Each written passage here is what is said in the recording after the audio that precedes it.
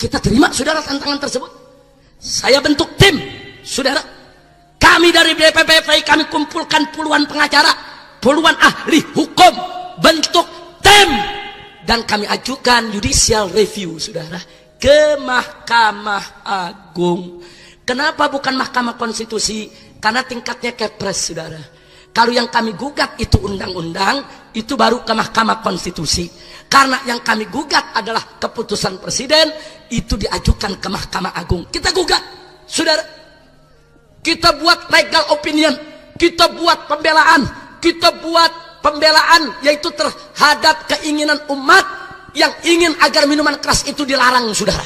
Dan kita sebutkan alasannya berdasarkan ajaran agama Islam, juga agama-agama lainnya. Tidak ada agama yang menghalalkan minuman keras, saudara. Enggak sampai di situ, kita sebutkan negatif, saudara, dampak-dampak yang ditimbulkan dengan minuman keras. Dan alhamdulillah, bulan Juni tahun 2013, Mahkamah Agung mengabulkan gugatan FPI dan menyatakan bahwa Kepres nomor 3 tahun 97 dibatalkan, saudara. Batal, hapus, saudara. Begitu dibatalkan, Istana kalang kabut, Kementerian kalang kabut, saudara. Kenapa? Karena kalau itu dibatalkan, saudara, berarti minuman keras di seluruh Indonesia ilegal, tidak punya izin. Loh, kok bisa?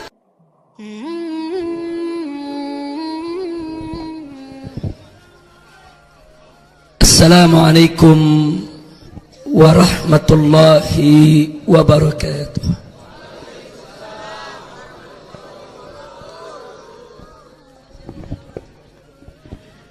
Bismillah, walhamdulillah, wala hawla wala quwwata illa billah.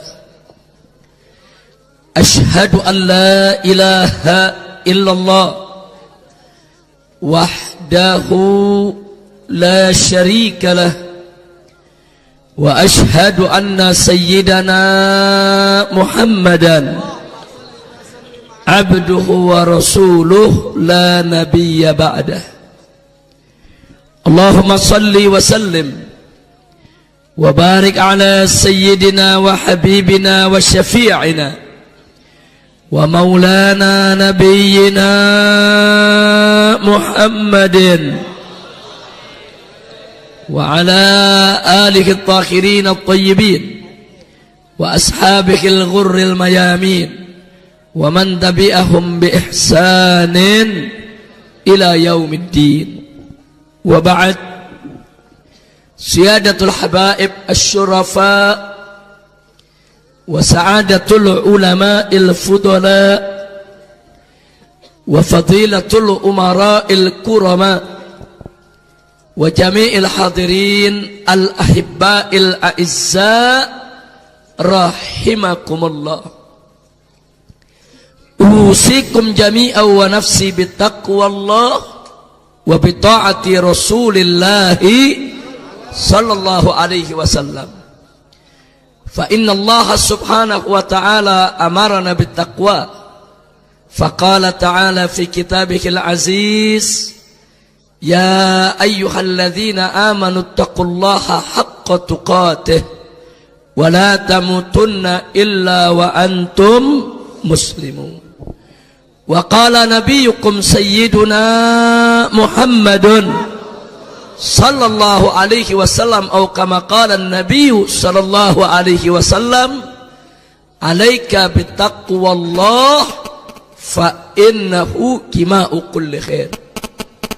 Sadaqallah wa sadaqa Rasulullah sallallahu alaihi wasallam, faballagha ar-risala wa adda al-amanah wa nasaha al-ummah wa jahada fi sabilillahi haqqa jihadih. Fa nas'alullah subhanahu wa ta'ala an yahdiyana ila siratihil mustaqim wa yaj'alana minal muttaqin wa yudkhilana jannatahu jannatan na'im bihaqqi sayyidil mursalin walhamdulillahi rabbil alamin. Taqabbalallahu minna wa minkum wa taqabbal ya karim. Kepada para habaib para kiai, para ajangan, para tuan-tuan guru yang sama kita cintai dan sama kita muliakan. Dan selalu kita doakan semoga para habaib dan para kiai serta tuan-tuan guru kita senantiasa mendapatkan kekuatan istiqamah di jalan Allah, diberkahi setiap langkah perjuangan dakwahnya, dimudahkan segala kesulitannya, dan diberikan kemenangan dari dunia hingga akhiratnya. Amin ya rabbal alamin. Dan salam penghormatan juga kita sampaikan kepada segenap jajaran umara, aparatur pemerintah sipil TNI maupun Polri-nya, teristimewanya yang hadir bersama kita pada malam hari ini. Kita doakan semoga para umara kita, para aparatur pemerintah kita senantiasa mendapatkan limpahan taufik dan hidayah, sehingga menjadi pemimpin yang beriman dan bertakwa, yang taat kepada Allah dan Rasul-Nya, yang cinta kepada negeri dan rakyatnya, dan selalu dalam bimbingan Allah untuk menuju baldatun thayyibatun wa rabbun ghafur. Amin ya rabbal alamin. Dan secara khusus salam penghormatan ini kita sampaikan kepada segenap panitia penyelenggara yang telah bekerja keras untuk mensukseskan acara tabligh akbar ini, acara pengajian yang penuh keberkahan ini, di mana mereka telah mengorbankan waktu, tenaga, pikiran, materi dalam rangka untuk mensukseskan acara ini, termasuk seluruh pihak yang telah ikut membantu kelancaran acara ini. Kita doakan agar mendapatkan ganjaran yang berlipat ganda dari Allah Subhanahu wa ta'ala, dimudahkan segala urusannya, dilapangkan segala kesempitannya, disembuhkan segala penyakitnya, dimudahkan segala urusannya, dan dimasukkan ke dalam surga Allah Subhanahu wa ta'ala. Amin ya rabbal alamin. Selanjutnya, tidak lupa salam penghormatan ini kita sampaikan kepada guru kita Al-Habib Abdullah bin Ali bin Saleh Al-Attas hafidhahullahu ta'ala wa ra'a, yang telah membacakan Maulid Diba, sejarah ringkas riwayat hidup dari Nabi kita Sayyiduna Muhammad sallallahu alaihi wasallam, dengan pembacaan yang begitu bagus, pembacaan yang begitu indah, pembacaan yang penuh berkah. Kita doakan semoga beliau panjang umur dalam taat dan ibadah, sehat wal afiat. Amin ya rabbal alamin. Malam ini saya hadir di tempat ini tidak sendiri, tapi saya didampingi pertama oleh Al-Habib Salim bin Idrus Al-Attas. Beliau adalah Ketua Tanfidhi Front Pembela Islam Bekasi Raya. Disebut Bekasi Raya karena mencakup kota dan kabupaten. Orangnya ada di sebelah kanan saya. Dan malam ini juga saya didampingi oleh Al-Habib Hasan bin Alwi Assegaf. Beliau adalah Ketua Tanfidhi Front Pembela Islam Bogor Raya. Artinya juga mencakup kota Bogor dan Kabupaten Bogor. Dan tidak lupa juga saya didampingi oleh Al-Habib Abdurrahman Al-Jufri, sahibul majlis. Nah, begitu juga di sini ada Kiai Haji Qasim Nur Seha, pimpinan Pukis yang sudah sangat terkenal sekali gerakannya di Bekasi ini. Begitu juga para kiai-kiai yang lain yang tidak saya sebutkan satu persatu lagi nama-nama beliau, tapi tidak mengurangi rasa hormat, rasa cinta, mahabbah kita kepada mereka. Kita doakan agar semuanya senantiasa mendapatkan limpahan rahmat dan maghfirah, keberkahan dan inayah dari Allah Subhanahu wa taala. Amin ya rabbal alamin. Ahibail kiram, sebagaimana sama kita maklumi, malam hari ini kita kumpul di tempat ini dalam rangka untuk memperingati peristiwa besar yang pernah dialami oleh seorang manusia besar yang punya riwayat besar, nama besar, dan berjiwa besar, yaitu peristiwa Isra Mi'raj Nabi besar Muhammad sallallahu alaihi wasallam, sekaligus merupakan acara untuk menyambut datangnya bulan yang mulia penuh berkah, yaitu bulan suci Ramadan. Mudah-mudahan kita semua dipanjangkan umur oleh Allah, bisa menikmati Ramadan yang akan datang. Allahumma barik lana fi Rajab wa Sya'ban, faballighna Ramadan, faballighna Ramadan, faballighna Ramadan, wajud lana bil ghufran birahmatika ya arhamar rahimin. Amin ya rabbal alamin. Nahibail kiram, berkenaan dengan peristiwa Isra Mi'raj Nabi, Allah menceritakan di dalam pembuka surat Bani Israil yang disebut juga surat Al-Isra, di mana di pembuka surat tersebut, A'udzu billahi minasyaitonir rajim, bismillahirrahmanirrahim. Subhanalladzi asra bi'abdihi laila minal masjidil harami ilal masjidil aqsa alladzi barakna hawla linuriyahu min ayatina innahu huwas samiul basir. Shadaqallahul azim. Dalam ayat ini Allah menyatakan subhana, maha suci. Siapa yang maha suci? Allah. Alladzi asra bi'abdihi, Allah yang telah memperjalankan hambanya. Siapa hamba yang diperjalankan? Nabi Muhammad sallallahu alaihi wasallam. Lailan, pada suatu malam atau pada sebagian malam. Dari mana diperjalankan? Minal Masjidil Haram, dari Al-Masjidil Haram yang ada di kota Makkah. Kemana? Ilal Masjidil Aqsa, ke Al-Masjidil Aqsa yang ada di Palestina. Al-Masjidil Aqsa yang mana? Allah nyatakan alladzi barakna haulah, Al-Masjidil Aqsa yang telah kami limpahkan berbagai keberkahan di sekitarnya. Bagaimana enggak berkah Al-Masjidil Aqsa? Yang pertama, berapa banyak nabi dan rasul yang pernah diutus oleh Allah di sekitar Al-Masjidil Aqsa. Makanya masjid tersebut penuh keberkah.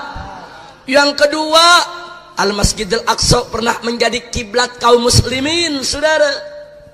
Jadi dulu Nabi dan para sahabat selama 16 bulan kiblat dalam sholat menghadap Al-Masjidil Aqsa. Baru setelah itu menghadap Al-Ka'batul Musyarrafah. Bagaimana enggak berkah, saudara? Masjid yang pernah menjadi kiblatnya umat Islam. Yang ketiga, bagaimana juga enggak berkah, saudara?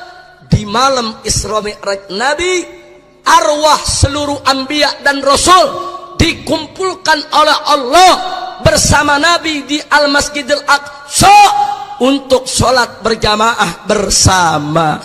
Subhanallah walhamdulillah wala ilaha illallah wallah. Kalau gitu Masjidil Aqsa berkah tidak? Berkah tidak?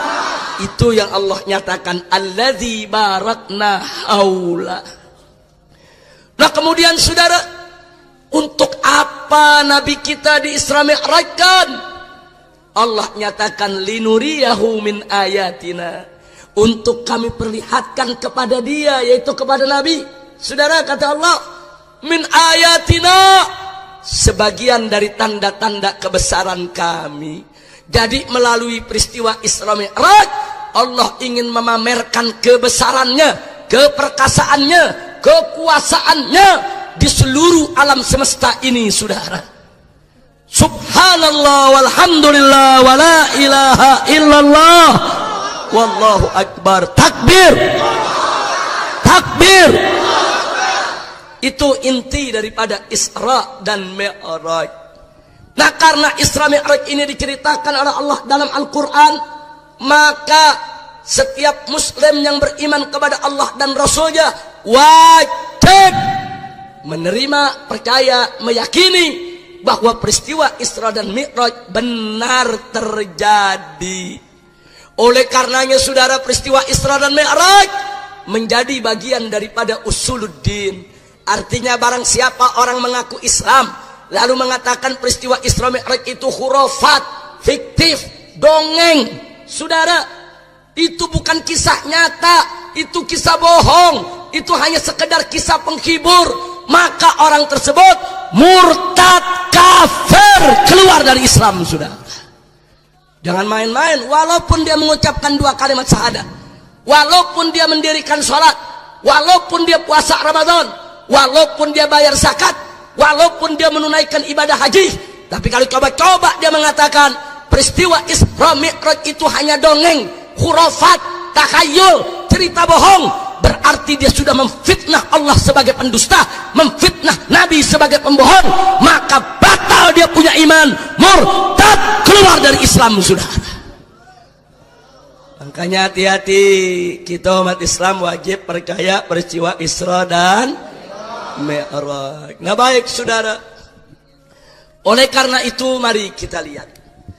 Saya tidak ingin bercerita bagaimana terjadinya peristiwa Isra Mi'raj dengan panjang lebar, tapi saya hanya ingin mengambil satu cuplikan saja, yaitu peristiwa yang terjadi setelah Nabi pulang dari Isra dan Mi'raj, saudara.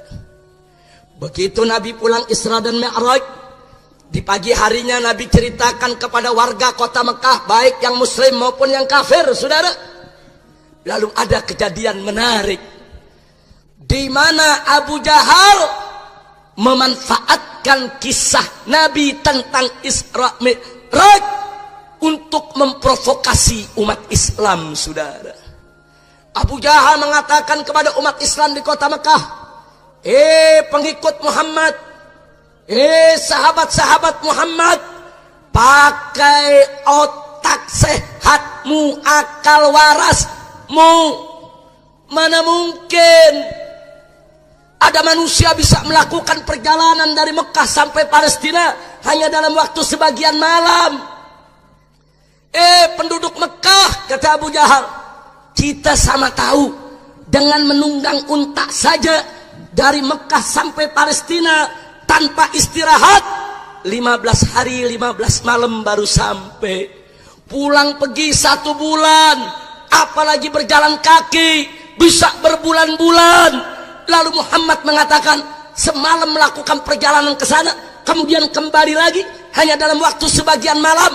Hei sahabat Muhammad, hei umat Muhammad, hei pengikut Muhammad, kata Abu Jahal, pakai otak warasmu, akal sehatmu. Mana mungkin Muhammad bisa melakukan itu semua? Ini cerita bohong, ini dusta, ini mustahil terjadi. Saudara, ini provokasi tidak main-main. Karena di antara penduduk kota Mekah ada sebagian orang baru masuk Islam.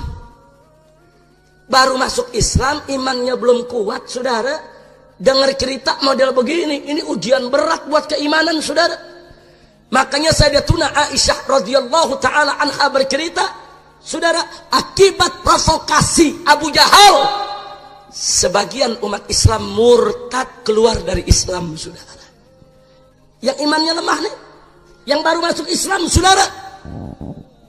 Ketika itu ada Sayyidina Abu Bakar, saudara. Sayyidina Abu Bakar melihat ini provokasi berbahaya.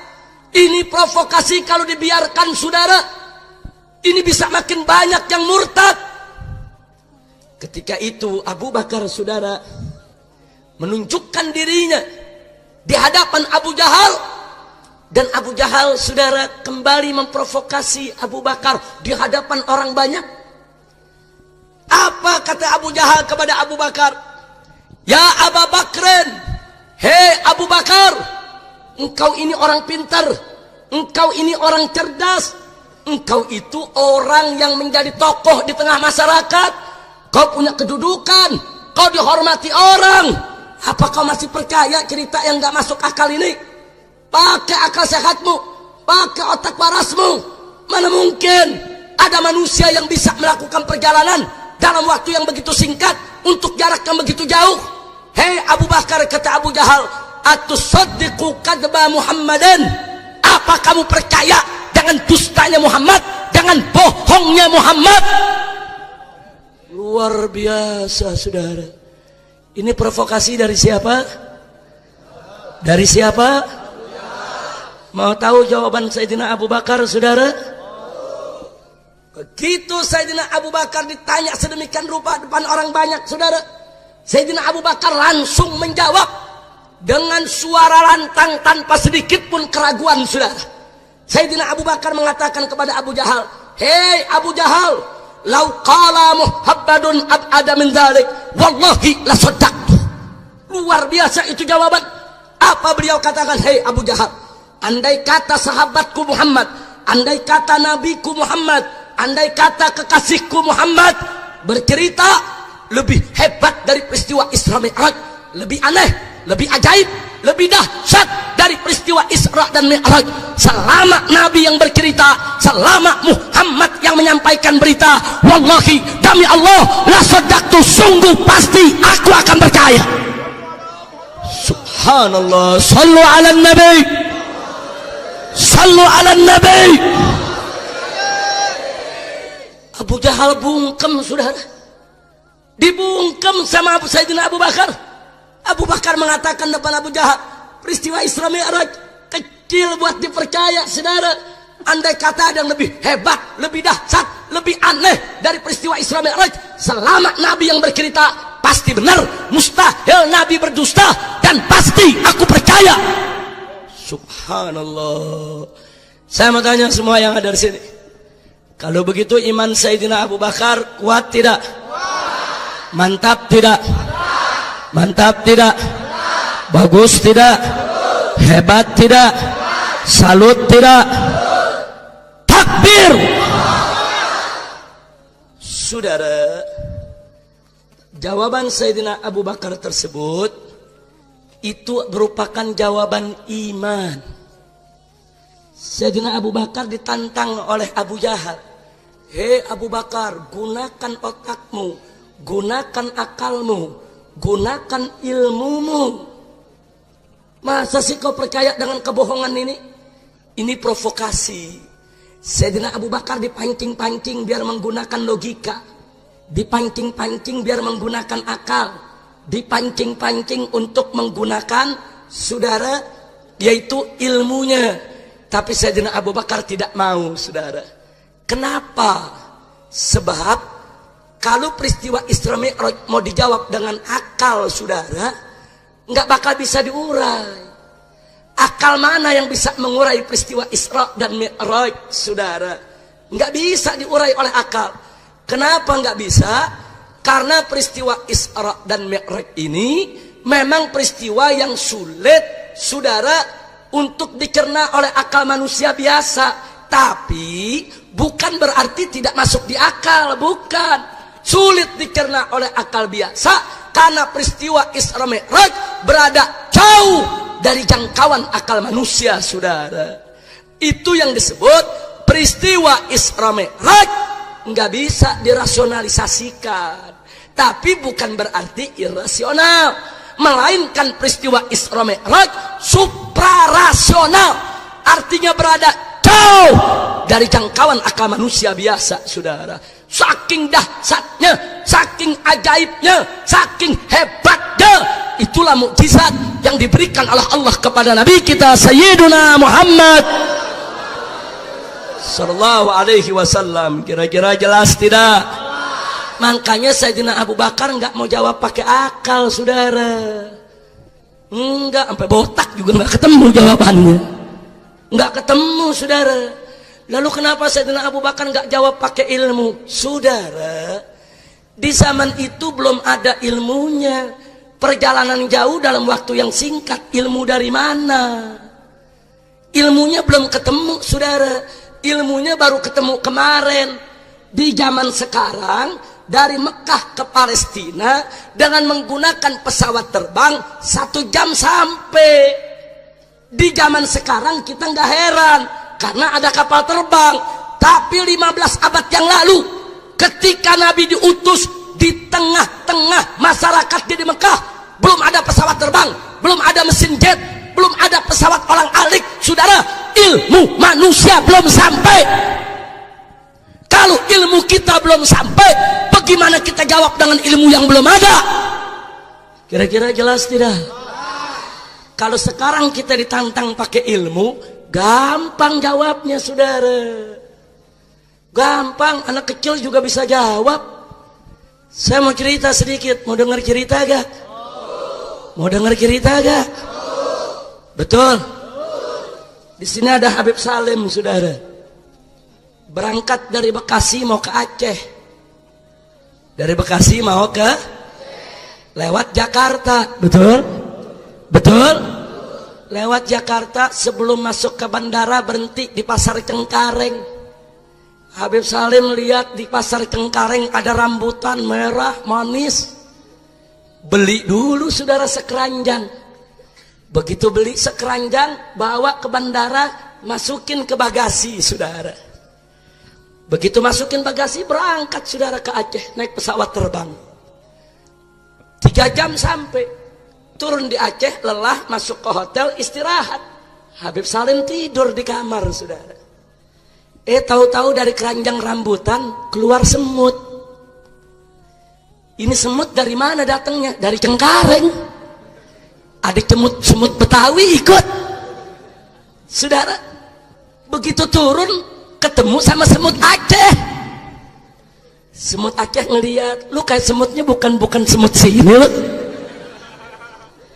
Ditanya, dari mana datangnya?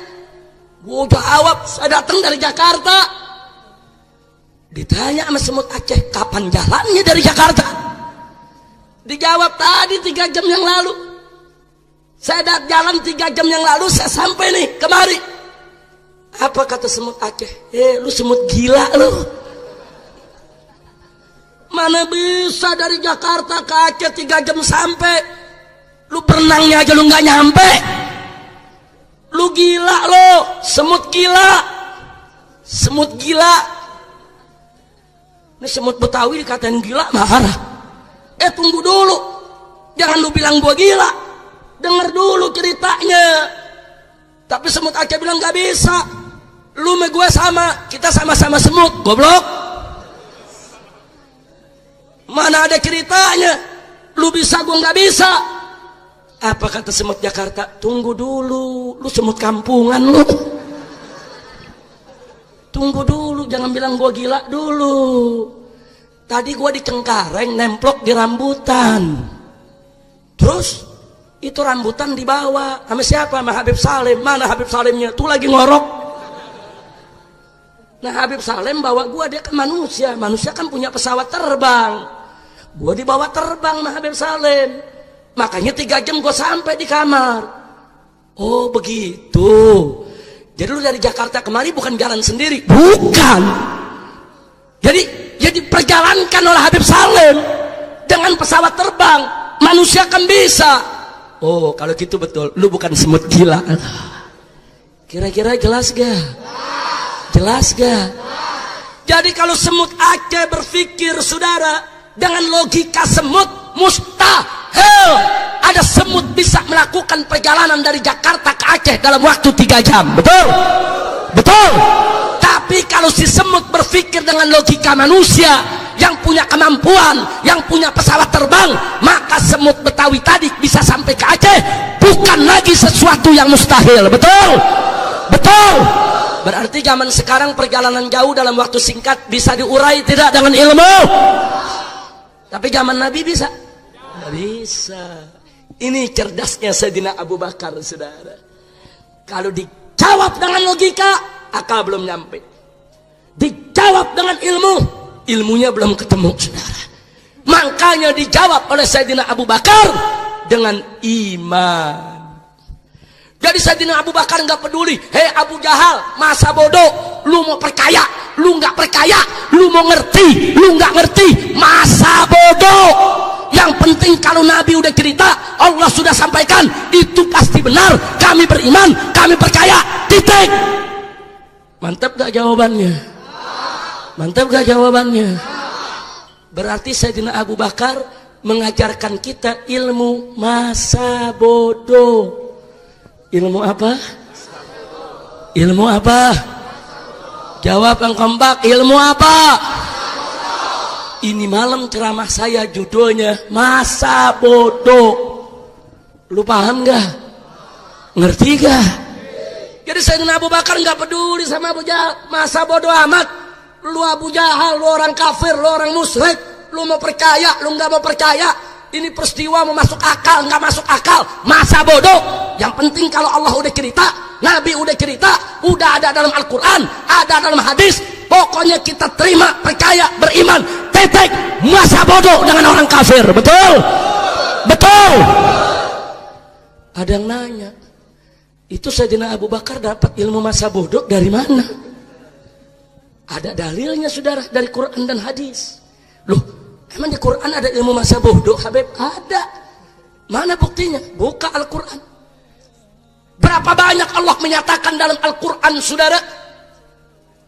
Di akhir ayat, setelah Allah menyatakan tentang kewajiban kita, kewajiban penegakan hukum Allah, jaminan kemenangan atas umat Islam, di akhir ayat Allah sering menyatakan, walau karihal kafirun, walau karihal musyrikun. Apa artinya? Enggak peduli walaupun orang kafir benci, walaupun orang musyrik benci, tidak ada urusan. Agama Allah akan tegak, Islam pasti akan menang. Tidak ada yang bisa menghancurkan Islam walau karihal kafirun, walaupun orang kafir benci, walau karihal musyrikun, walaupun orang musyrik benci. Masa bodoh dengan kafir dan musyrik. Ilmu apa tuh namanya? Ilmu apa tuh namanya? Itu ayat Quran, saudara. Berarti ilmu masa bodoh ada gak di Quran? Ada. Ya kalau mau cari ayatnya, ya ayyuhalladzina amanu masa bodoh, ya gak ada. Lu gila nyari ayat begitu, saudara. Tapi kita lihat mafhumnya, saudara. Kira-kira jelas tidak? Allah nyatakan dalam Al-Quran, wallahu mutimmu nurih walau karihal kafirun. Allah pasti akan menyempurnakan cahayanya, memenangkan agamanya, walaupun orang kafir benci.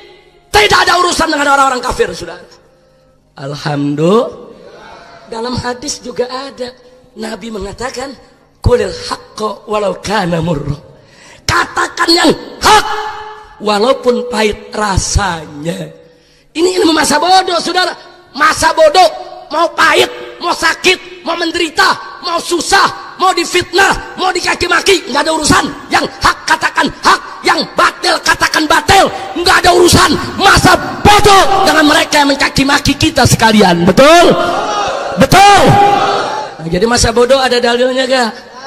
Dalam Quran ada, dalam Quran ada, walau karihal kafirun, walau karihal musyrikun. Dalam hadis ada, walau kana murah, saudara. Nah makanya saya mau ajak nih malam, yuk rame-rame kita pakai ilmu masa bodoh. Mau gak? Mau gak? Kayaknya cuma depan doang yang jawab mau. Ayo saya mau tanya semua, siap pakai ilmu masa bodoh? Siap pakai ilmu masa bodoh? Takbir. Kita testing nih malam, saudara. Setuju? Setuju? Baik. Saya mau tanya, sholat 5 waktu hukumnya apa? Siap tegakkan sholat 5 waktu? Jawab yang kompak, siap laksanakan sholat 5 waktu? Kenapa? Kenapa? Kenapa? Tapi capek. Lu belum lulus lu. Tapi capek. Masa bodoh. Ayo saya mau tanya sekali lagi, sholat 5 waktu hukumnya apa? Siap tegakkan sholat 5 waktu? Kenapa? Kenapa? Tapi capek, tapi repot, tapi sibuk, tapi waktu kita habis, tapi cakep, lulus lu semua. Begitu saudara, sholat 5 waktu wajib, masa bodoh dengan rasa capek, dengan rasa saudara lelah, dengan sibuk, nggak ada urusan. Mau capek kek, mau lelah kek, mau waktu habis kek, saudara nggak ada urusan. Sekali wajib tetap. Itu namanya ilmu masa bodoh. Lu kalau pakai ilmu masa bodoh, setan gerah. Ya setan goda, ya emang ngapain sholat, capek, masa bodoh. Wah setan gerah udah tuh. Setan goda dari kanan, capek, masa bodoh. Setan goda dari kiri, ini tapi lagi panas nih, masa bodoh. Kalau nggak mabur tuh setan. Kira-kira jelas gak? Jelas gak? Jadi kata setan, orang lebih galak dari gua. Nah, kira-kira jelas tidak? Paham tidak? Baik, saya mau tanya, dikit lagi bulan Ramadan, betul? Apa hukum puasa di bulan Ramadan? Apa hukum puasa di bulan Ramadan? Siap laksanakan puasa Ramadan? Siap laksanakan puasa Ramadan? Kenapa? Kenapa? Kenapa? Tapi lapar, tapi haus, tapi kering, tapi capek, tapi lemas. Tapi kalau kita buka nggak ada yang tahu. Kalau ngambil wudhu minum aja airnya, nggak ada yang tahu. Tapi lemas, cakep, lulus. Gue udah bilang kalau pakai ilmu masa bodoh udah paling sedep udah. Betul, betul. Masa bodoh, mau capek, mau aus, mau lapar, mau lelah, mau tenaga habis, saudara, mau nggak ada yang tahu. Kalau kita buka diam-diam, nggak ada urusan. Puasa Ramadan hukumnya wajib, saudara, maka harus kita laksanakan masa bodoh dengan segala godaan. Betul? Takbir. Subhanallah. Udah berapa soal tuh? Emang kalau nilainya 2 udah lulus? Belum. Belum, minimal 10 soal, betul? Soalnya 10, baru dapat 2, belum lulus loh. Jangan girang dulu, lanjut. Lanjut. Lanjut. Saya mau tanya, saudara, orang Islam yang kaya punya harta wajib zakat gak? Wajib zakat gak? Wajib zakat gak? Siap bayar zakat? Siap bayar zakat? Kenapa? Kenapa? Kenapa? Tapi ntar hartanya berkurang, tapi ntar miskin lagi, tapi ntar tabungannya habis. Tapi cakep, lulus lagi lu. Udah berapa soal lulus? Alhamdulillah. Masa bodoh tuh, harta mau habis, tabungan mau habis, harta mau berkurang, gak ada urusan. Yang namanya zakat wajib bagi mereka yang sudah memenuhi syarat wajib, harus mengeluarkan zakatnya, saudara. Betul? Masa bodoh persetan dengan segala godaan. Betul? Siap laksanakan zakat? Takbir. Sallu ala nabi. Baik, soal yang keberapa? Soal yang keberapa? Saya mau tanya, korupsi hukumnya apa? Halal apa haram? Jawab yang kompak, halal apa haram? Jadi orang Cibarusa mau korupsi tidak? Mau korupsi tidak? Kenapa nggak mau korupsi? Kenapa nggak mau korupsi? Tapi enak, tapi bisa cepat kaya, tapi kan gaji nggak cukup, tapi diizinin atasan, tapi nggak ditangkap polisi, tapi nggak diperiksa KPK, tapi dilindungi presiden. Lu susah bener sih diajak korupsi deh. Alhamdulillah. Masa bodoh saudara. Mau korupsi itu cepat kaya, mau gaji kecil, nggak ditangkap polisi, nggak ada yang tahu, nggak diperiksa KPK, walaupun dilindungi presiden sekalipun. Masa bodoh sekali haram tetap haram, nggak peduli dengan segala godaan. Betul? Takbir. Siap ganyang korupsi, siap ganyang korupsi. Takbir. Alhamdulillah. Udah berapa soalnya? Udah lulus belum? Udah lulus belum? Belum lulus? Belum. Sekarang yang keberapa soalnya? Yang kelima. Saya mau tanya, itu yang namanya narkoba, ganja, miras, minuman keras, boleh apa enggak? Halal apa haram? Jawab yang kompak. Miras itu halal atau haram? Halal atau haram? Mau menenggak minuman keras? Mau nenggak minuman keras? Kenapa? Kenapa? Tapi lezat. Tapi lezat. Tapi bisa ngangetin badan. Tapi bisa jadi obat. Tapi merek luar negeri. Tapi legal nih. Tapi resmi. Tapi gratis.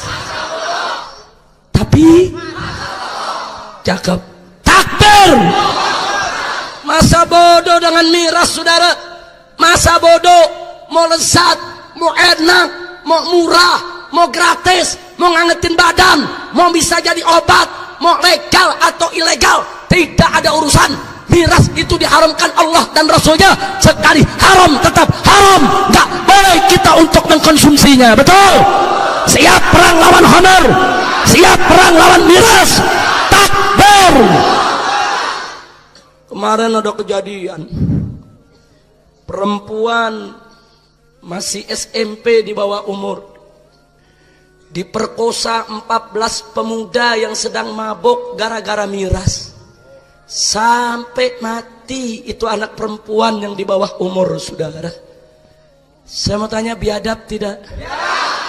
Jahat tidak? Prihatin tidak? Gara-gara peristiwa itu, pejabat kalang kabut. Ada apa? Ada apa? Ada apa? Ada apa? Pak lalu bomenyan. Pakai pura-pura kaget saudara. Para habaib, para ulama, para kiai sudah mengingatkan sejak lama.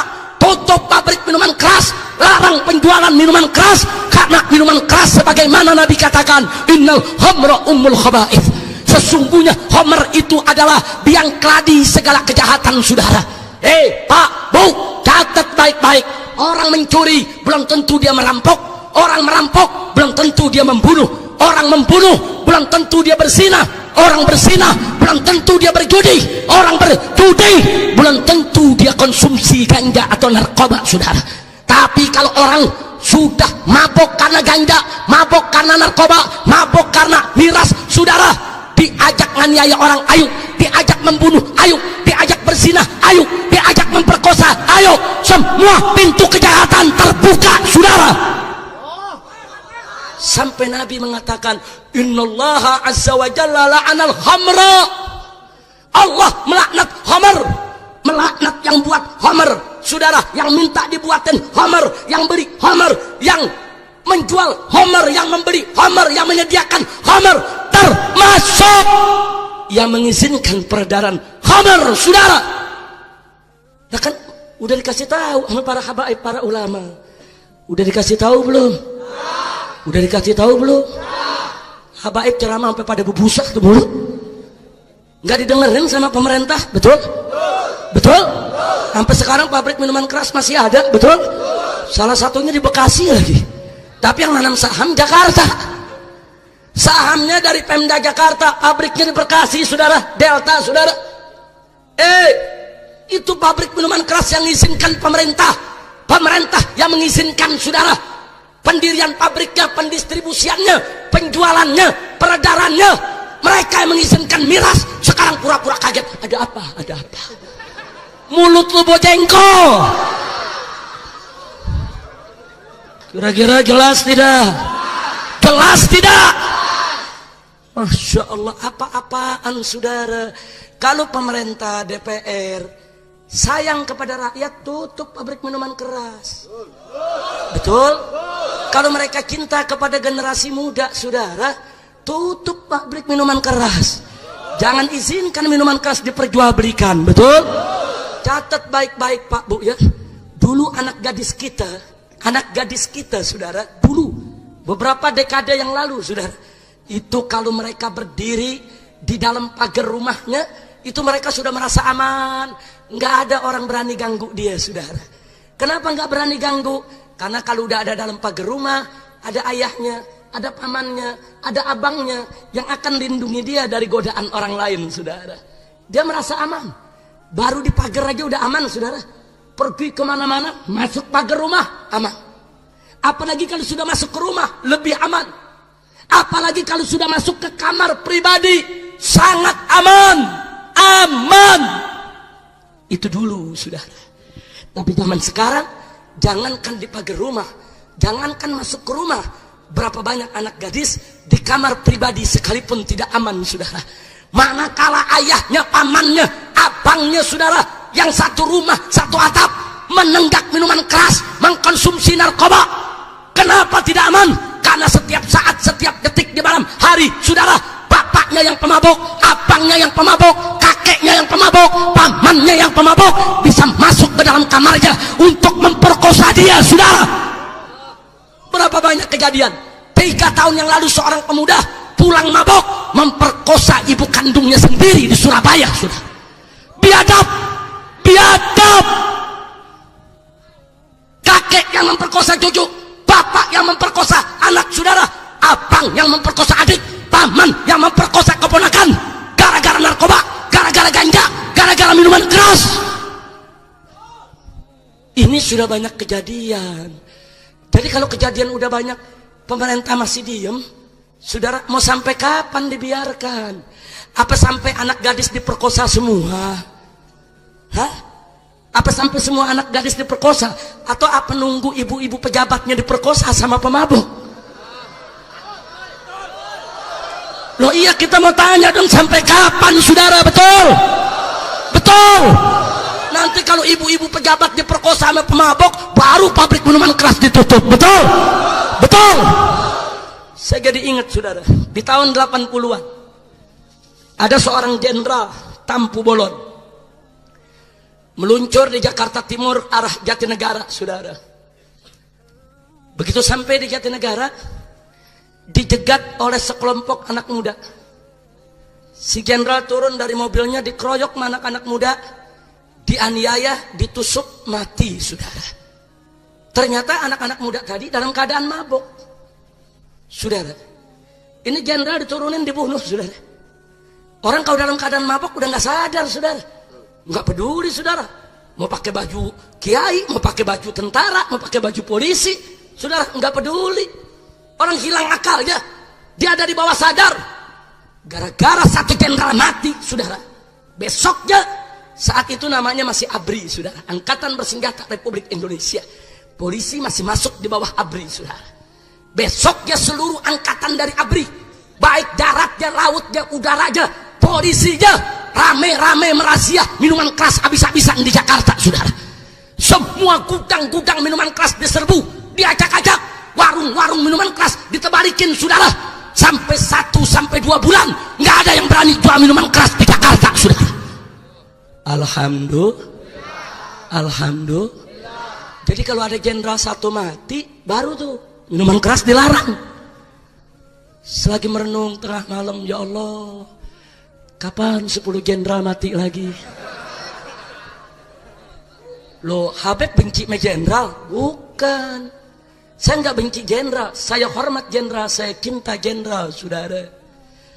Yang saya berdoa bukan jenderal mati, saya berdoa biar pabrik minuman keras ditutup. Amin. Tapi nggak bisa ditutup kecuali kalau ada jenderal yang mati dulu, ya matiin lah ya Allah. Masa nggak boleh doa begitu? Boleh gak? Boleh gak? Nah kalau nanti udah ada jenderal yang mati, dibunuh sama para pemabok saudara, jenderal diculik sama pemabok, dipotong-potong sama pemabok, baru pabrik minuman keras ditutup, saudara. Betul? Betul? Nah, makanya saya doa mudah-mudahan ya enggak 10-20 lah. Amin. Amin. Lu aminnya dari hati apa enggak sih? Masya Allah. Oh, beberapa tahun yang lalu ada perempuan di Jakarta dalam keadaan mabok, bawa mobil dengan kecepatan tinggi dan menubruk para pejalan kaki, saudara. Sampai lebih dari 9 orang mati pejalan kaki. Betul? Betul? Wah, itu dari presiden, menteri, repot. Kenapa begini? Kenapa begitu? Aduh, apa? Kadal kebon. Ada kejadian lu baru pada berisik. Betul? Betul? Kiai ulama udah teriak dari jauh-jauh hari. Betul? Betul? Masya Allah, saudara. Giliran begitu dilihat siapa yang mati? Pejalan kaki. Oh, rakyat kecil. Ya sudah, nggak apa-apa. Ngurang-ngurangin penduduk. Kalau rakyat kecil yang diperkosa, saudara, kalau rakyat kecil yang mati, nggak ada tindakan serius untuk menutup pabrik minuman keras. Saya berpikir, ya Allah, coba ada supir bis mabok, bisnya dibawa di Jalan Sudirman sampai ke Tamrin, nubruk istana. Begitu tuh mobil nubruknya di kamar presiden lagi, presidennya mati. Begitu diperiksa gara-gara supir mabok. Saya mau tanya, kira-kira pabrik minuman keras ditutup gak? Jawab, ditutup gak? Ditutup gak? Oh, ditutup, presiden mati. Presiden, saya yakin ditutup tidak? Ditutup tidak? Kalau presiden yang mati sama pemabok, saya yakin pabriknya ditutup. Tapi kalau lu yang mati, ya, ya, yang mati lu, ya. Orang mana yang mati? Kibarusah, ngurang-ngurangin penduduk. Tapi kalau yang mati jenderal, yang mati menteri, yang mati presiden sama pemabok, kira-kira ditutup gak? Makanya saya berdoa mudah-mudahan besok ada mobil nyelonong, supirnya mabok, nubruk istana, masuk ke ruang rapat kabinet, menterinya pada mati semua, presidennya koma, ditutup itu pabrik semua. Amin. Amin. Ya Rabbal. Orang nanya, Habib kok nyumpahin presiden? Iya, lu gagal paham lu. Saya bukan nyumpahin presiden, saya mohon kepada Allah, ya Allah berikan kekuatan kepada presiden, berikan taufik dan hidayah sehingga mau menutup pabrik minuman keras. Amin. Amin. Tapi kalau presidennya nggak mau, ya Allah, ya sudahlah, ya Allah, aku mohon kepada Engkau tutup aja pabrik minuman keras. Pabrik minuman keras biar kebakaran, ya Allah. Tapi kalau nggak bisa juga, kecuali presidennya harus mati, ya matiin lah, ya Allah. Hamba rela presiden mati, ya Allah. Presiden mati, hamba bisa cari presiden yang lain. Kira-kira jelas gak? Paham gak? Alhamdulillah. Udah berapa soal barusan? 5. Udah lulus belum? Belum, baru 5. Nah, tapi saya mau ajak saudara semua yang hadir sini, siap perang lawan minuman keras? Siap perang lawan minuman keras? Sedikit informasi soal miras. Di tahun 1997, Presiden Soeharto mengeluarkan Kepres nomor 3 tahun 97 yang melegalkan miras secara nasional, saudara. Sehingga miras boleh dijual di warung-warung, di market-market di seluruh Indonesia. Resmi. Tahu apa yang terjadi? Setahun kemudian tahun 1998, Soeharto dilengsarkan oleh Allah, saudara. Hati-hati. Orang coba-coba melegalkan miras berarti mereka menantang Allah, saudara. Orang coba-coba melegalkan, meresmikan miras berarti mereka menantang perang melawan Allah. Nabi udah kasih tahu, minuman keras itu dilaknat oleh Allah. Kenapa justru diresmikan dan dilegalkan? 97 diresmikan, saudara, oleh Soeharto. Mei 98, belum sampai 1 tahun, saudara. Soeharto dilengsarkan oleh Allah. Semenjak saat itu reformasi, saudara, keputusan Presiden nomor 3 tahun 97 tidak dilaksanakan oleh daerah-daerah. Bahkan pemerintah daerah dari tahun 98 semenjak kita reformasi, mereka berlomba membuat perda-perda yang melarang minuman keras di provinsi masing-masing, saudara. Sampai tahun 2011, 360 perda lahir, baik di tingkat 1 maupun di tingkat 2, baik di tingkat provinsi maupun tingkat kabupaten ataupun tingkat kota, saudara. 360 perda yang melarang minuman keras. Bahkan kabar bagusnya lagi, sampai ada 2 kabupaten Kristen di Papua, saudara, melarang minuman keras secara mutlak, saudara. Luar biasa. Bagus tidak? Bagus tidak? Jadi Kepres Pak Harto nggak ada yang pakai, saudara. Nggak ada. Semua melarang minuman keras di berbagai daerah. Di tahun 2012, Presiden SBY ingin menghidupkan kembali Kepres Soeharto, saudara. Presiden menegur Menteri Dalam Negeri, kenapa di daerah-daerah banyak perda-perda yang melarang minuman keras, padahal ada keputusan Presiden minuman keras nggak boleh dilarang. Itu perda-perda bertentangan dengan hukum yang lebih tinggi, bertentangan dengan Kepres. Maka itu diinstruksikan oleh Presiden supaya Mendagri menegakkan hukum. Jangan membiarkan hukum yang lebih rendah bertentangan dengan hukum yang lebih tinggi, saudara. Gara-gara teguran Presiden, Mendagri menyurati seluruh kepala daerah, saudara. Seluruh kepala daerah, gubernur, bupati, wali kota, disurati oleh Mendagri yang isinya seluruh perda yang melarang minuman keras di seluruh wilayah Republik Indonesia harus dibatalkan, harus dicabut, sebab bertentangan dengan Kepres nomor 3 tahun 97, saudara. Luar biasa. Tadinya kita tidak tahu, saudara. Itu surat kan rahasia, kan diberikan kepada gubernur, wali kota, dan bupati, saudara.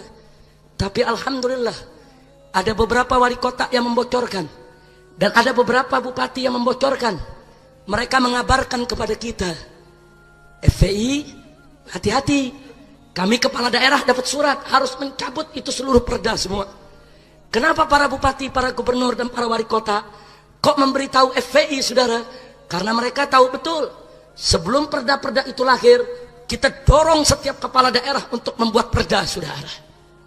Begitu kita tahu, saudara, supaya Anda tahu, begitu kita tahu, saudara, di bulan Juni tahun 2012 kami turunkan ribuan laskar, saudara, mengepung Kementerian Dalam Negeri sampai terjadi insiden, sampai chaos, saudara. Pagar Kementerian Dalam Negeri dirubuhkan oleh para laskar, kaca-kaca dihancurkan, saudara. Kocar-kacir, itu yang namanya pegawai Kementerian Dalam Negeri, saudara. Kenapa itu harus terjadi?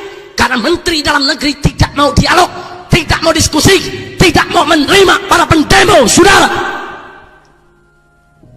Begitu kejadian itu, saudara, baru Mendagri mengundang kami untuk berdialog. Jadi di Indonesia kelihatannya ribut dulu baru dialog, saudara. Padahal kan kita kalau dialog dulu nggak perlu ribut, betul? Betul? Saya datang ke Kementerian Dalam Negeri, saudara. Saya bawa pengurus-pengurus FPI pusat, Kementerian Dalam Negeri, Pak Menteri membawa dirjen-dirjennya, dan disaksikan oleh utusan dari Mabes Polri maupun Polda Metro, saudara. Singkat cerita, saya tidak ingin bercerita soal perdebatan kami, tapi keputusan akhirnya Menteri Dalam Negeri, saudara, membebaskan kepala daerah.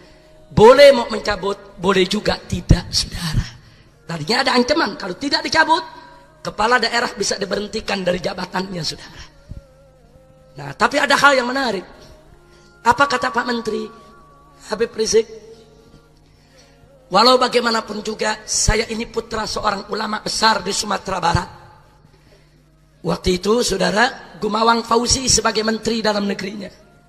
Habib, saya sebagai seorang muslim, sebagai putra seorang kiai, tentu saya juga tidak setuju kalau minuman keras ini dilegalkan. Tapi baik Habib, saat ini menterinya saya. Tapi kan besok menterinya belum tentu saya. Kalau besok menterinya bukan saya, bisa terjadi hal serupa. Dia akan buat lagi itu surat. Seluruh gubernur akan dipaksa saudara untuk membatalkan perda. Karena itu saya sarankan kepada Habib dan kepada FPI, gugat saja keputusan Presiden nomor 3 tahun 97 agar dibatalkan oleh pengadilan. Kita terima saudara tantangan tersebut. Saya bentuk tim, saudara. Kami dari DPP FPI kami kumpulkan puluhan pengacara, puluhan ahli hukum, bentuk tim, dan kami ajukan judicial review, saudara, ke Mahkamah Agung. Kenapa bukan Mahkamah Konstitusi? Karena tingkatnya Kepres, saudara. Kalau yang kami gugat itu undang-undang, itu baru ke Mahkamah Konstitusi.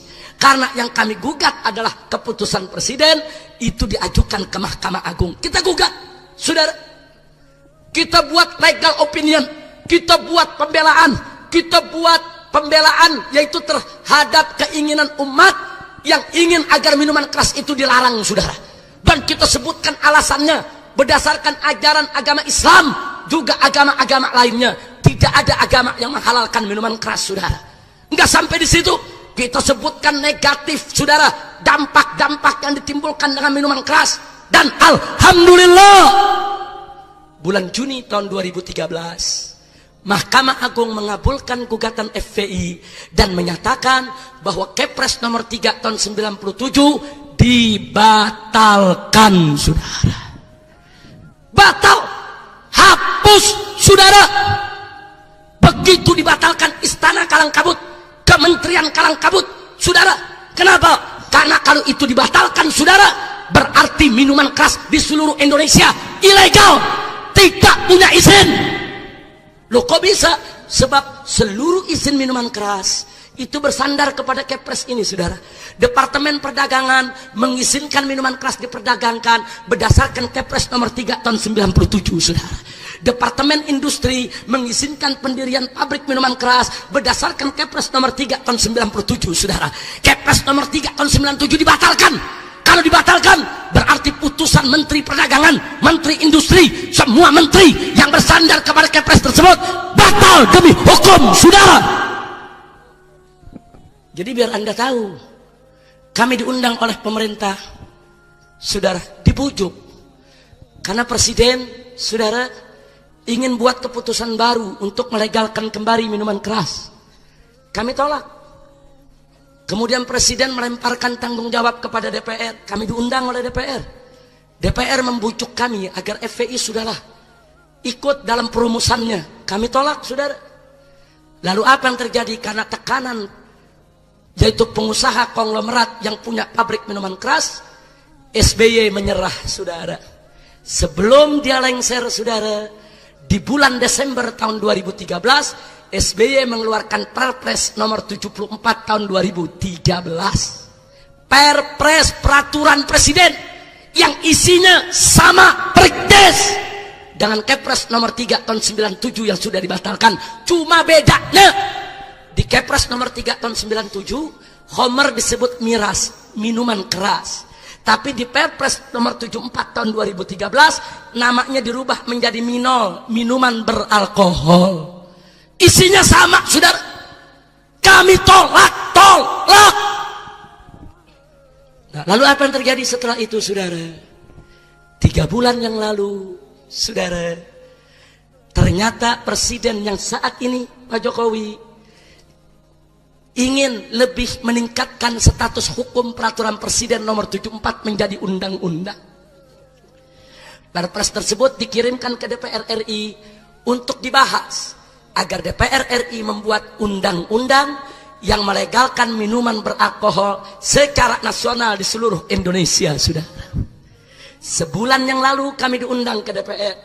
Lagi-lagi DPR minta pendapat kami dan membujuk kami untuk kami bisa merestuinya. Kami katakan tidak, saudara. Negeri macam apa ini? Peraturan minuman keras sudah kami gugat secara prosedur, secara hukum, secara konstitusional. Kita sudah menang. Begitu kita menang, pemerintah bikin peraturan baru untuk melegalkan miras kembali. Kurang kurang ajar. Jadi pemerintah nggak menghargai putusan Mahkamah Agung dong. Kita rakyat disuruh taat hukum, tapi pemerintah tidak mendidik kita, mencontohkan kepada kita untuk taat hukum. Hukum sudah dibatalkan, kenapa harus dihidupkan kembali? Saya tanya, kurang ajar tidak? Jawab yang keempat, kurang ajar tidak? Licik tidak? Licik tidak? Ini licik, saudara. Nah, maka itu kita tunggu hasilnya, saudara. Sekarang DPR lagi membahas, saudara. Mungkin sebulan, 2 bulan, 3 bulan lagi DPR akan mengumumkan undang-undang minuman beralkohol, di mana minuman keras akan diizinkan kembali untuk didistribusikan di seluruh Indonesia. Saudara, kami FPI sudah berjuang dari tahun 1998, perang jatuh bangun melawan minuman keras, saudara. Ribuan laskar kami dari Sabang sampai Merauke keluar masuk penjara gara-gara perang melawan minuman keras, saudara. Bahkan tokoh-tokoh kami di daerah yang diculik, yang dianiaya, yang dibunuh, saudara, gara-gara perang melawan minuman keras, saudara. Dan baru 2013 kami menikmati kemenangan tersebut, saudara, di mana akhirnya keputusan presiden yang melegalkan minuman keras dibatalkan oleh Mahkamah Agung, saudara. Perjuangan yang sudah belasan tahun, saudara, kami rintis, kami perjuangkan dengan susah payah. Tahu-tahu sekarang mau dibatalkan begitu aja sama presiden dan DPR. Baik, saudara, kalau begitu cara presiden dan DPR, maka kalau besok minuman keras dilegalkan kembali, saudara, kami tidak akan tuntut lagi ke pengadilan. Kami tidak akan mau judicial review lagi. Kami nggak mau ke Mahkamah Agung, kami nggak mau ke Mahkamah Konstitusi, saudara. Sebab kalau kami tuntut lagi di Mahkamah Konstitusi, nanti kami menang lagi, dibikin lagi peraturan baru yang melegalkan. Capek tidak? Capek tidak? Nah, kalau begitu jadi bagaimana, Habib? Ya sudah, kalau pemerintah ngotot mau melegalkan minuman keras, saya akan ajak umat Islam dari Sabang sampai Merauke, yuk mari rame-rame kita perang terbuka melawan minuman keras, saudara. Takbir! Siap ganyang minuman keras, siap hancurkan minuman keras, siap bakar pabrik minuman keras. Takbir! Justru saat ini kami minta kepada pemerintah, larang minuman keras. Lalu bagaimana pabrik minuman keras yang sudah ada? Dibina, dididik untuk memproduksi minuman mineral, minuman bervitamin, minuman yang sehat. Bukan pabriknya ditutup, saudara. Bukan, alih produksi, alih fungsi dari minuman haram kepada minuman halal, sehingga pekerjanya tidak perlu di PHK, betul? Pabriknya tidak perlu dibakar, betul? Tapi kalau pemerintah ngotot mau melegalkan minuman keras, korban terus berjatuhan, generasi muda kita perempuannya diperkosa, orang tawuran, orang bunuh-bunuhan, aneka ragam kejahatan gara-gara minuman keras. Maka tidak ada jalan lain, saudara, kecuali yuk kita bangkit bersama, hancurkan minuman keras di mana saja berada, saudara. Takbir! Siap tidak perang lawan minuman keras? Siap perang lawan narkoba? Siap perang lawan ganja? Takbir! Nah, tapi kita jangan emosi dulu saat ini, saudara. Tunggu tanggal mainnya. Jadi kami minta kepada presiden dan kepada DPR RI untuk jangan coba-coba mengeluarkan undang-undang yang mengizinkan minuman keras. Kalau pemerintah izinkan minuman keras, untuk siapa kalian bekerja? Apa untuk melindungi rakyat? Apa untuk melindungi yuyun-yuyun yang lainnya supaya tidak diperkosa, saudara? Kalian bekerja, saudara, untuk siapa? Kalau kalian izinkan minuman keras, kalian bekerja untuk pabrik minuman keras. Kalian bekerja untuk pengusaha konglomerat yang punya pabrik minuman keras. Kalian bekerja untuk hotel-hotel berbintang yang menjual minuman keras. Jadi kalian bukan bekerja untuk rakyat, bukan bekerja untuk negara, bukan bekerja untuk bangsa. Kalian bukan menjunjung Pancasila yang sila pertamanya adalah ketuhanan yang Maha Esa, tapi kalian semua menjunjung tinggi Pancasila yang sila pertamanya adalah kesetanan yang luar biasa. Betul? Takbir! Sallu ala Nabi.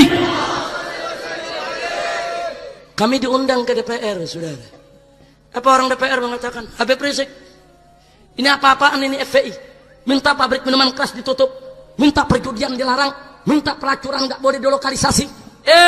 FPI mesti tahu, kata anggota DPR, ini Indonesia bukan negara Islam. Ini haram, itu haram. Ini nggak boleh, itu nggak boleh. Ini harus dilarang, itu nggak boleh ada. Habib mesti tahu ini bukan negara Islam. Galak bener tuh orang. Jawab jangan. Jawab jangan. Ya kita orang Betawi digituin. Ikan bawal buah terong, lu jual gue borong. Betul? Kita bilang tunggu dulu, tuan-tuan anggota DPR yang terhormat. Tunggu dulu. Ya, Indonesia memang bukan negara Islam. Ya, Indonesia memang bukan negara Islam. Tapi kalian mesti tahu, Indonesia juga bukan negara setan, monyong. Betul? Saya mau tanya, Indonesia negara setan bukan? Indonesia negara setan bukan? Indonesia negara setan bukan? Indonesia adalah negara berdasarkan ketuhanan yang Maha Esa.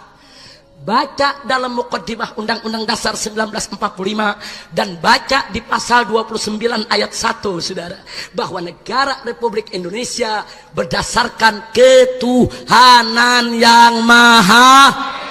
Ayo semua, Indonesia berdasarkan ketuhanan yang Maha Esa. Jadi Indonesia berdasarkan kesetanan atau ketuhanan? Kesetanan atau ketuhanan? Bagus tidak? Takbir. Ketuhanan yang Maha Esa. Saya mau tanya semua di sini, siapa itu Tuhan yang Maha Esa? Jawab yang kompak, siapa itu Tuhan yang Maha Esa? Siapa itu Tuhan yang Maha Esa? Kalau Indonesia berdasarkan ketuhanan yang Maha Esa, maka segala pemahaman yang bertentangan dengan nilai-nilai luhur ketuhanan yang Maha Esa harus dilarang di Republik ini, saudara. Seperti pemahaman ateis, pemahaman komunis, pemahaman Marxis, pemahaman Leninisme, pemahaman liberal, pemahaman-pemahaman yang bertentangan dengan nilai luhur ketuhanan yang Maha Esa harus dilarang di Republik ini. Betul? Betul? Begitu juga perbuatan apa saja yang bertentangan dengan nilai-nilai luhur ketuhanan yang Maha Esa wajib dilarang di negara Republik Indonesia, sudah. Saya mau tanya, apakah pelacuran sesuai dengan nilai luhur ketuhanan yang Maha Esa? Perjudian? Riba? Aliran sesat? Minuman keras? Karena itu semua itu wajib dilarang. Tidak boleh ada di negara yang berdasarkan ketuhanan yang Maha Esa. Betul? Betul? Saya sampaikan kepada anggota DPR, ini bukan negara setan. Ini negara berdasarkan ketuhanan. Jadi kalau ada kiai, ada habib minta pabrik minuman keras ditutup, tempat pelacuran ditutup, tempat perjudian ditutup, mereka sudah Pancasilais, mereka menjunjung tinggi sila pertama dalam Pancasila, ketuhanan yang Maha Esa, bahkan mereka mengamalkan itu. Betul? Betul? Justru pejabat-pejabat yang mengizinkan minuman keras, yang melokalisasi pelacuran, yang membiarkan kemungkaran, berarti mereka memperkosa Pancasila, mereka injek-injek Pancasila, mereka yang menjadi pengkhianat Pancasila. Betul? Takbir. Dan kita sampaikan di depan DPR, sudah. Kalau Anda ngotot pabrik minuman keras mau diizinkan, kalau Anda ngotot tempat pelacuran mau dolokalisasi, saya usul. Kalau begitu, Pancasila sila pertama rubah saja. Jangan ketuhanan yang Maha Esa, tapi kesetanan yang luar biasa. Rubah saja. Jadikan Pancasila satu, ketuhanan yang Maha Esa. Bagus tidak? Bagus tidak? Bagus tidak? Implementasinya, maksiat nggak boleh ada, komunis nggak boleh ada, begitu dong. Betul? Nah tapi ini Pancasila satu, ketuhanan yang Maha Esa, jablay di mana-mana. Ngawur tidak? Ngawur tidak? Masya Allah, kira-kira jelas tidak? Baru abis dibentak begitu, anggota DPR nganggu, oh begitu. Oh begitu Habib ya? Oh iya, kalau Anda mengizinkan Anda pengkhianat Pancasila, Anda pemerkosa Pancasila. Betul? Kira-kira jelas tidak? Nah sekarang di sini ada tentara, ada polisi, ada pejabat Pemdanya. Jujur saya mau tanya semua, apa Anda rela ketuhanan diganti kesetanan? Anda rela kesetanan diganti, ketuhanan diganti kesetanan? Rela tidak? Apa Anda rela Pancasila diganti Pancagila? Betul? Yakin? Anda para pejabat menjadi saksi. Mereka tidak anti Pancasila, umat tidak anti ketuhanan yang Maha Esa, bahkan umat cinta Pancasila dan siap menegakkan ketuhanan yang Maha Esa. Betul? Siap ganyang komunis, siap ganyang maksiat, siap ganyang PKI, siap ganyang miras. Takbir. Masya Allah. Allah. Kira-kira jelas gak? Jelas gak? Nah, jadi kalau negara ketuhanan Maha Esa, komunis boleh ada gak? PKI boleh ada gak? Tahu-tahu sekarang saudara, PKI udah dibasmi oleh umat Islam, dibasmi oleh tentara, dibasmi oleh negara. Bagus tidak? Bagus tidak? Tahu-tahu sekarang presiden meminta maaf sama PKI.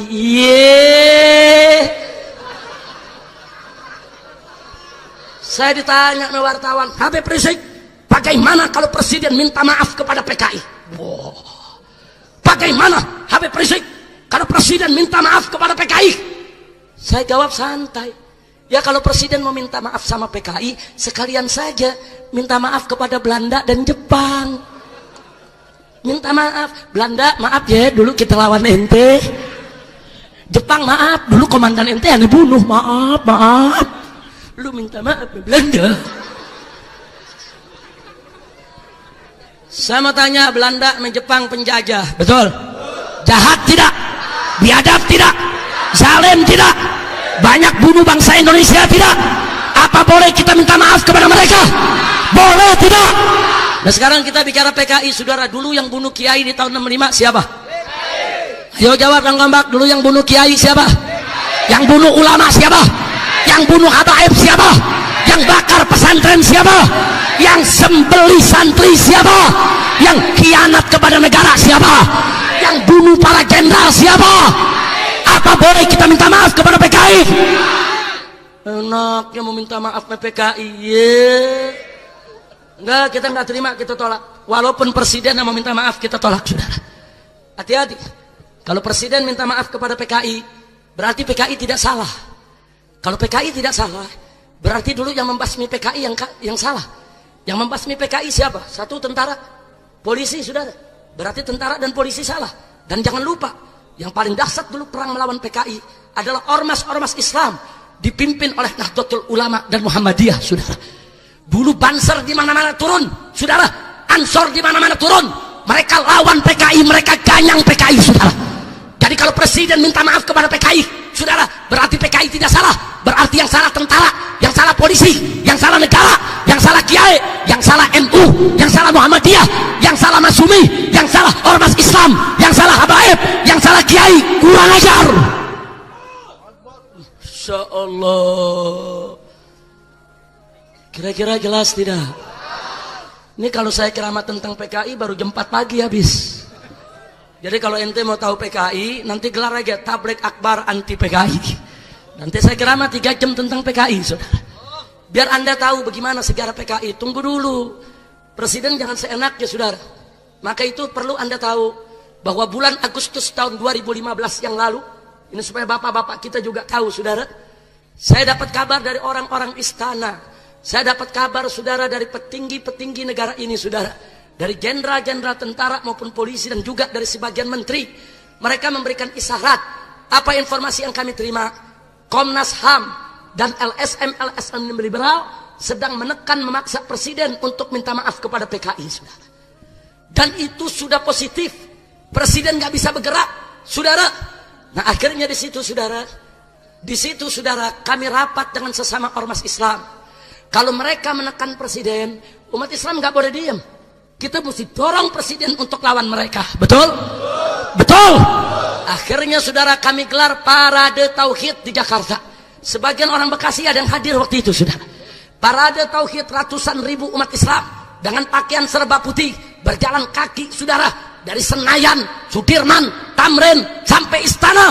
Kami menolak presiden minta maaf kepada PKI, saudara. Bahkan kami teriakan kalau Presiden Jokowi nekat pada pidatonya tanggal 16 Agustus 2015 yang akan minta maaf kepada PKI, maka kalau Jokowi nekat minta maaf kepada PKI tanggal 16 Agustus nanti saat kami turun, saudara, maka kami akan gerakkan umat Islam dari Sabang sampai Merauke, turunkan Jokowi dari jabatan presidennya, saudara. Takbir, takbir. Kita turun ratusan ribu umat Islam. Dan alhamdulillah tanggal 16 Agustus saat Jokowi menyampaikan pidato kepresidenan, beliau tidak jadi minta maaf kepada PKI, saudara. 2 hari kemudian saya diundang oleh Menko Polhukam, itu Luhut Panjaitan, saudara. Saya diundang, saya datang ke tempatnya. Kemudian dia mengatakan, Habib, apa ancaman umat Islam ini serius? Oh serius? Yang bilang lagi bercanda siapa? Loh ini serius.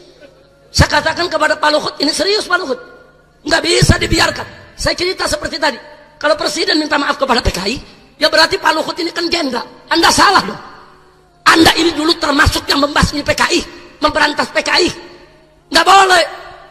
Jadi kalau presiden ngotot meminta maaf kepada PKI, kami akan bergerak di jalan-jalan untuk turunkan presiden.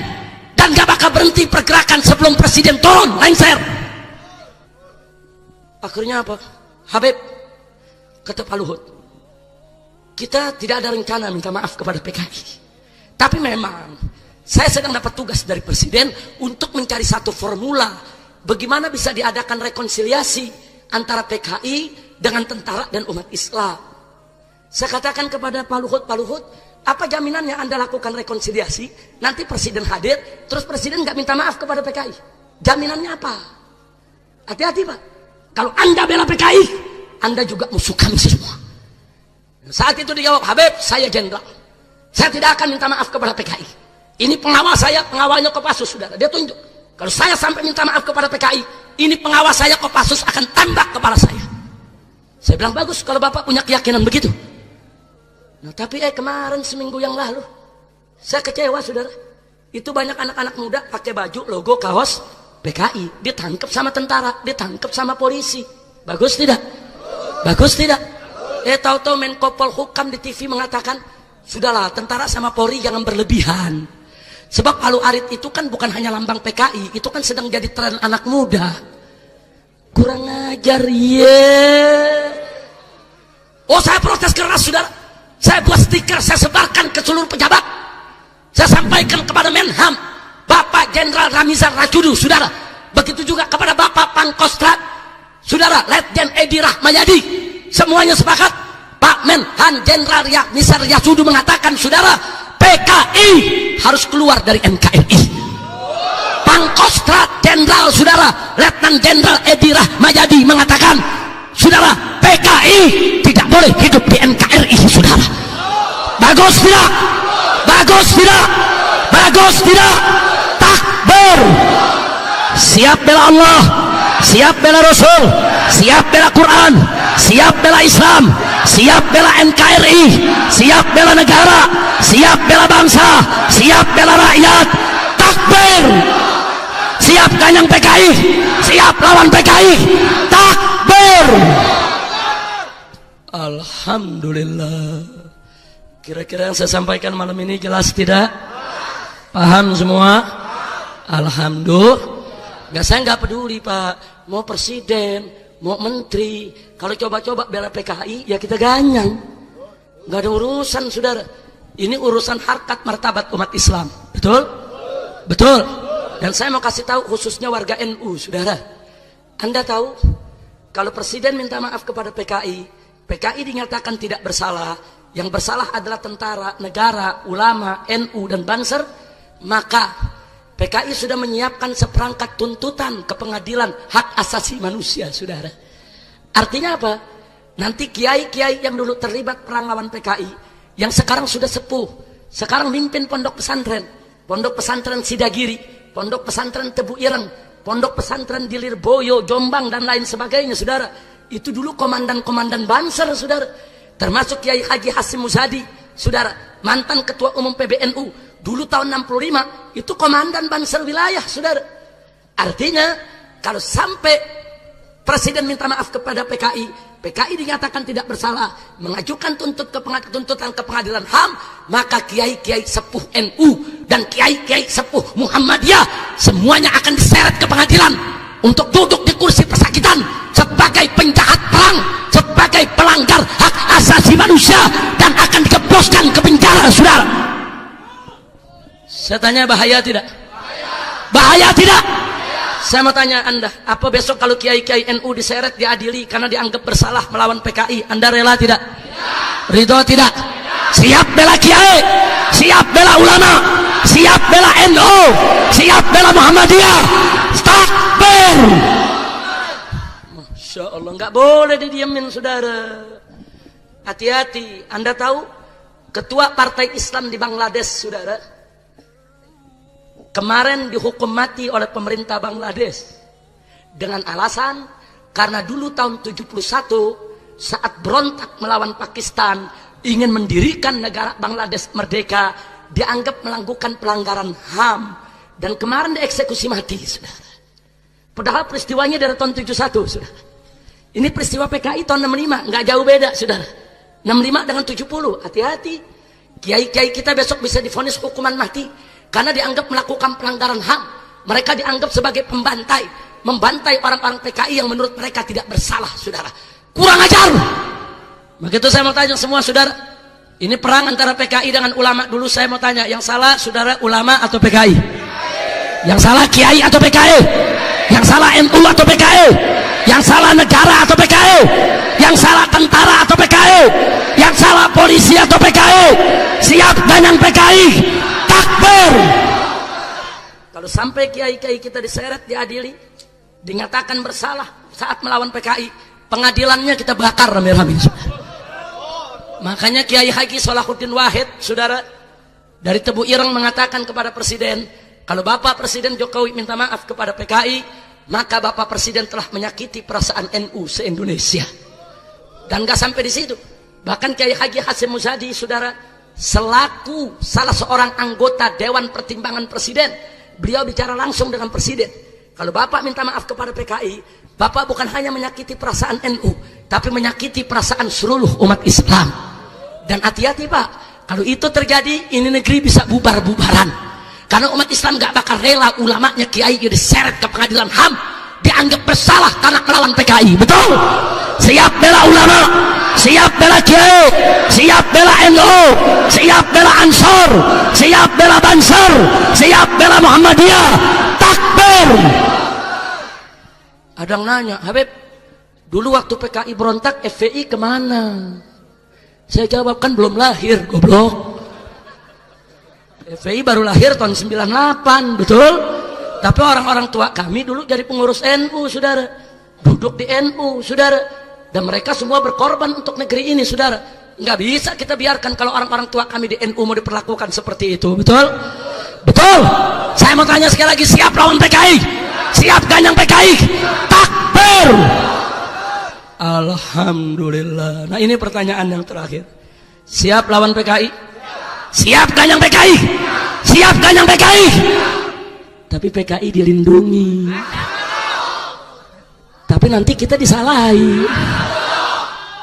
Nanti kita ditangkap. Nanti presiden gak suka sama kita. Nanti kita dianggap ekstrim. Nanti kita disebut teroris. Nanti balak bener loh. Alhamdulillah. Berarti ini jawaban keberapa? Berarti udah lulus belum? Jadi yang 4 pertanyaan gak perlu saya tanya lagi karena udah lulus semua. Alhamdulillah. Alhamdulillah. Jadi malam ini judul ceramahnya apa? Judul ceramahnya apa? Siap ganyang PKI. Siap hancurkan PKI. Tapi nanti dibilang ekstrim, tapi dibilang teroris, tapi dibilang melanggar HAM, tapi nanti ditangkap, nanti dipenjara. Takbir. Alhamdulillah. Habib Abdullah lulus semua. Semuanya lulus.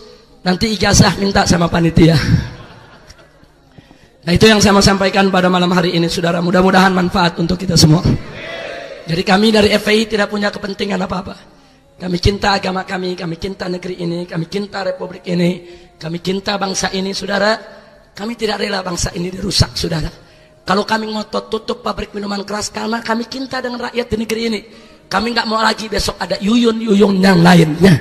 Kami nggak mau lihat lagi anak-anak gadis kita diperkosa oleh para pemabuk. Betul? Betul? Siap ganyang minuman keras? Takbir! Nah, mudah-mudahan Allah memberkahi kita semua. Salatullah salamullah ala taha rasulillah salatullah salamullah ala yasin habibi. Semua salatullah salamullah ala taha rasulillah. Salatullah salamullah ala yasin habibillah. Lanjut, tawassalna bismillah wa bil rasulillah. Tawassalna bismillah wa bil hadi rasulillah wa kulli mujahidin lillah bi ahlil qadri ya Allah. Salatullah salamullah ala taha rasulillah.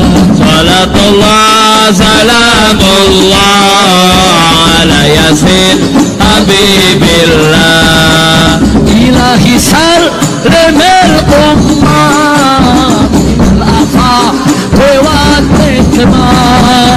ilahi salimil ummah minal afa wa nikmah.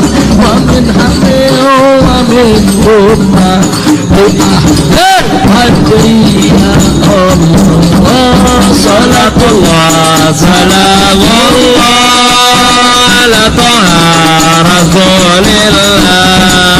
Salatullah salamullah ala yasin habibillah.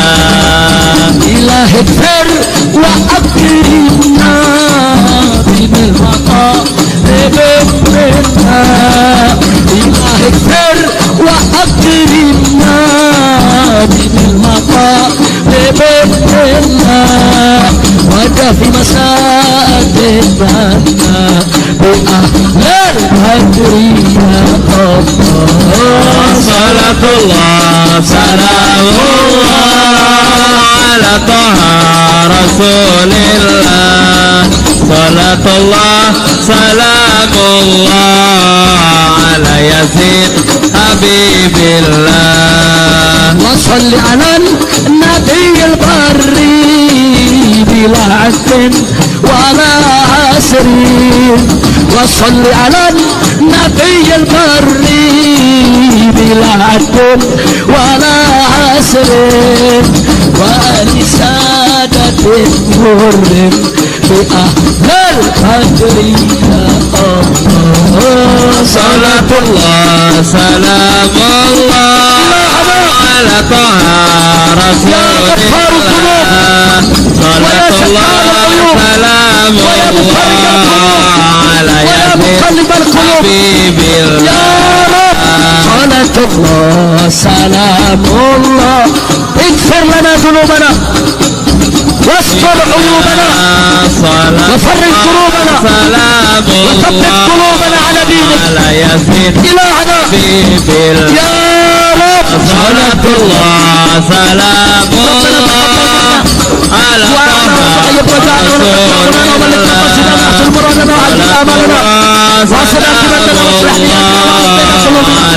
يا رب العالمين يا رب. Salatullah salamullah ala taha rasulillah. Salatullah salamullah ala yasin habibillah.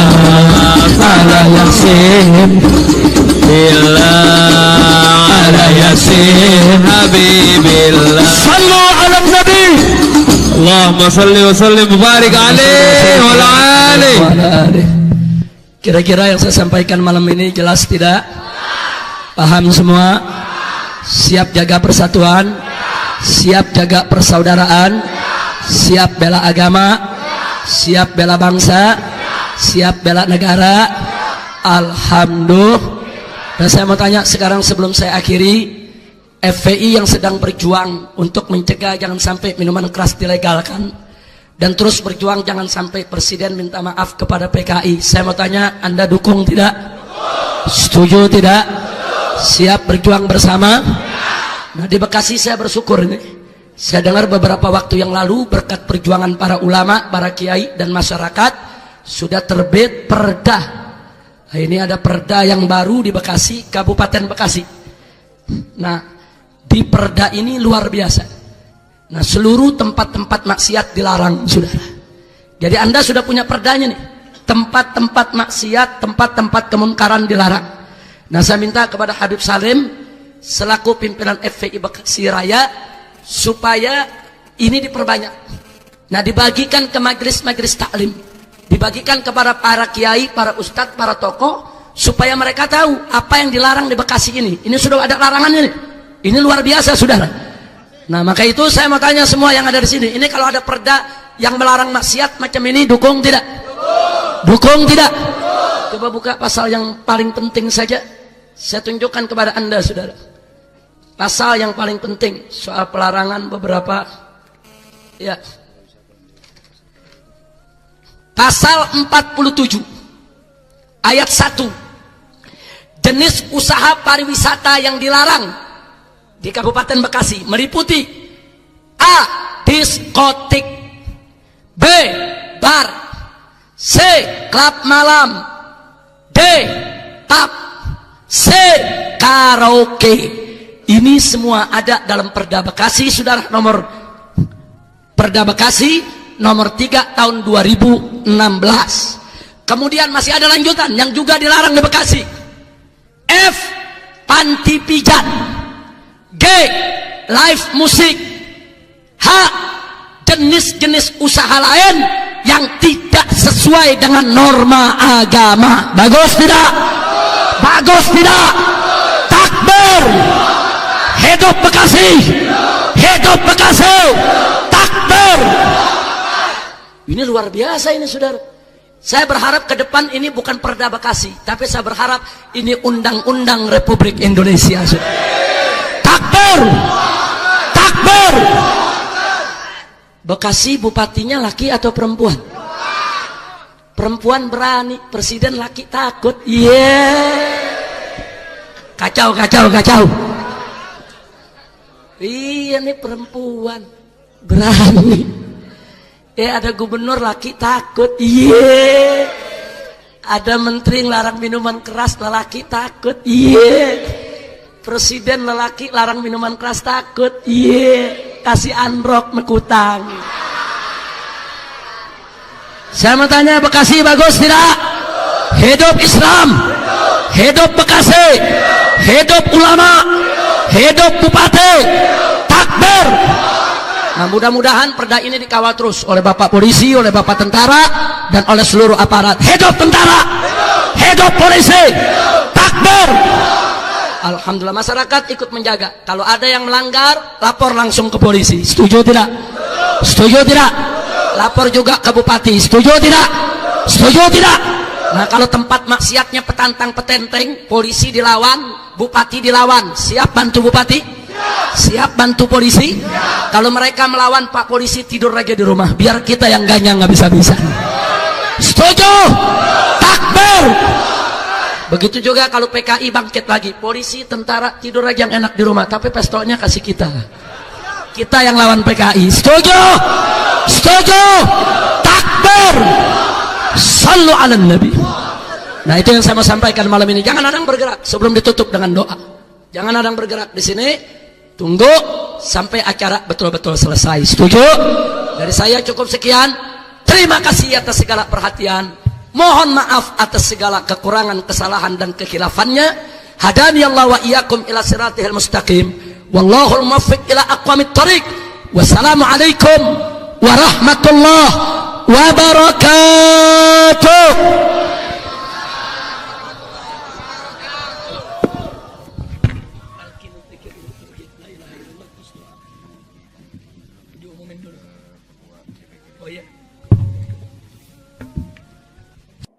Mm-hmm.